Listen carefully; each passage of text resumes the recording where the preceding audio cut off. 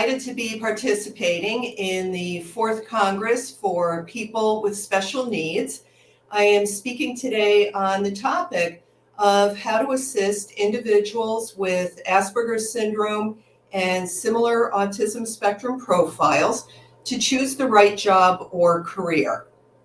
My name is Barbara Bissonnette, and Forward Motion Coaching is my private practice.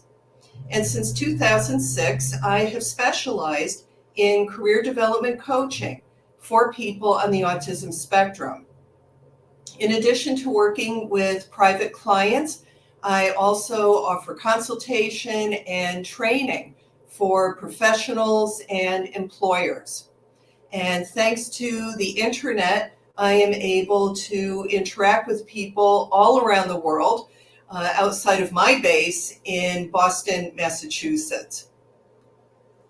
I've written 3 books on the topic of Asperger's and employment. All right, and now I want to get started with how to assist these individuals to find work that's going to be manageable. And one thing that's important to keep in mind is that we're truly dealing with a heterogeneous population. So individuals can vary quite widely in their profile of abilities, the kinds of challenges that they face, and the amount and type of support that they need. All right, so not everyone is going to experience all of the symptoms or experience them in the same degree. So there absolutely is a recognizable kind of a pattern of difficulties, but there's not going to be one single program, one single technique that's going to work for everyone.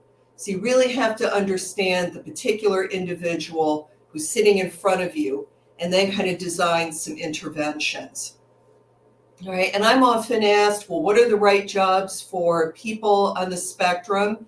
Hoping that we can create a short list.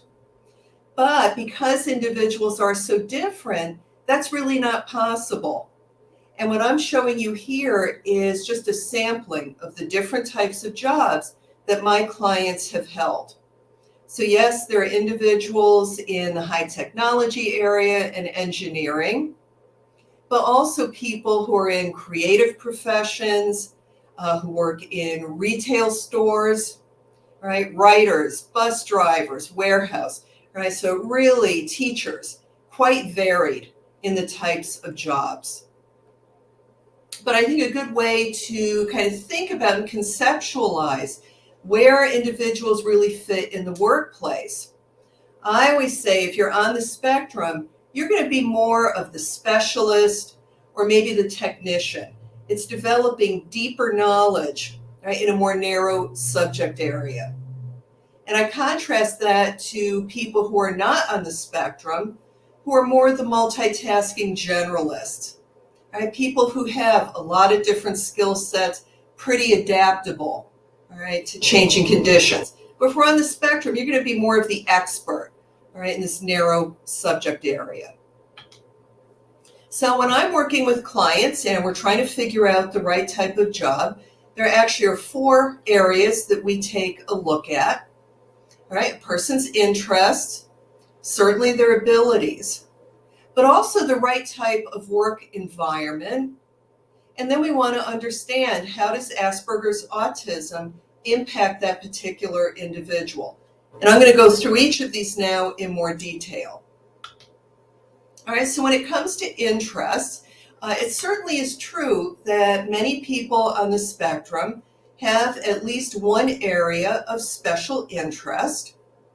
And it's also true that this can lead to a rewarding career.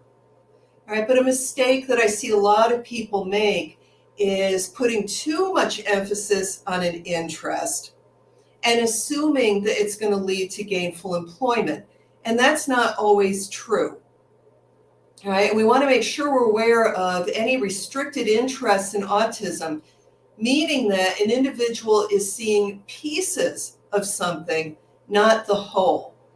And this can result in an individual having a very unrealistic idea about what a job really entails, whether he or she can manage that type of work, all right, or even to understand whether they're qualified.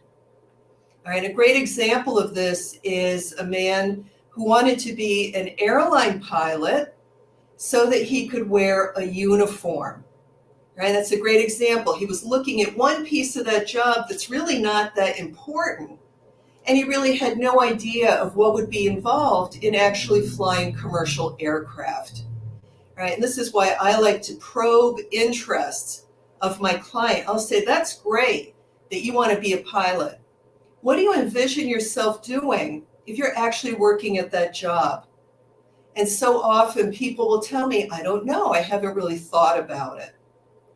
All right, so this is why when we're exploring jobs and careers, you really want to make sure that an individual is focused on what are the tasks I'll be performing in that job, what are the skills that I need to develop in order to complete the tasks. All right, and a lot of times people on the spectrum have a hard time imagining something if they haven't actually experienced it. All right, so anything that we can do to make a job and its requirements really concrete, right, is going to be useful to that person. All right, so if you are maybe reviewing some occupational descriptions or maybe looking at job posts, right, with your client, you may need to translate some of the language, right, because in the United States, we might say we're looking for someone who can juggle multiple tasks. Right, to someone on the spectrum, that's very vague and confusing language. All right, so always looking, how can we make things very precise and concrete? Now, when it comes to looking at a person's talents and skills, we want to be aware that sometimes self-reported information can be misleading. All right, and it's not that an individual is intentionally not being upfront. All right, it's just that I may not really be understanding and perceiving, all right, a situation and an employer's needs. So a great example is someone who may say, I write really well. That can be true. But we have to look at, can this individual write quickly enough to meet deadlines given by the employer? Will the individual be able to follow an employer's guidelines, right, for what's going to be in this article, right? What is the length, etc. So again, it's just probing more to understand a particular individual. Now, certainly, if someone has a reasonably up-to-date neuropsychological evaluation, that can give us some really good information regarding employment. Because one of the things that's being evaluated are the cognitive processes, all right, such as a person's memory, right, all of the executive functions, right, and all these things can be really important for performing job tasks. All right, so if we see that someone has a very poor working memory, well, any job where I have to take in a lot of information and make really quick decisions is going to be very difficult for that individual. Then we have the third area, the work environment. And here I really like to look at three aspects. One is thinking about physically, how is the work going to be done? Will I be sitting in an office environment behind a computer? Right? Or will I be outdoors in the elements? We know that individuals may have sensory processing and integration problems. So we want to look for some individuals, if I'm hypersensitive to noise, well, working in a factory setting might not really be a great choice. And then we look at physically doing the work, all right, to see, do I need very strong visual detail ability or really strong coordination? Then we also have to consider the interpersonal aspects of the job. All right, how much communication am I going to have and what type? So some people do fine if it's a very scripted situation. Other people can handle more complex relationships. All right, and then we look at performance. And in particular, can the individual match the pace of the job? All right, work quickly enough. Many people on this autism spectrum need a lot of structure. All right, so I need to understand very clearly, what exactly am I doing? How do I need to do it? And usually individuals need to work in a setting where I can complete one task at a time and then move on to something else.